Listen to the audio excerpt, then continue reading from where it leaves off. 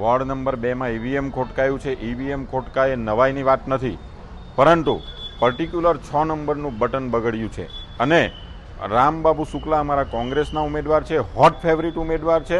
અને જ્યારે એમનું પર્ટિક્યુલર બટન બગડે ત્યારે શંકાનો વિષય છે. સવારે એજન્ટોને પ્રિસાઇડિંગ ઓફિસરે મૂકપોલ પણ કરવા દીધું નહોતું અને સીધું વોટિંગ ચાલુ કરાવ્યું હતું, ત્યારે ક્યાંક ને ક્યાંક આ શંકા ઉપજાવે છે.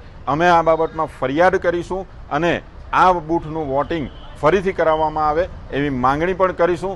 સાથે સાથે એમને હાઈકોર્ટમાં પણ પડકારીશું. અગાઉ પણ અમે ઈવીએમ વિરુદ્ધ અનેક વાંધાઓ આપી ચૂક્યા છે અને ભારતીય જનતા પાર્ટી ફક્ત ને ફક્ત ઈવીએમના સહારે ઇલેક્શન જીતે છે એ વાત નક્કી છે.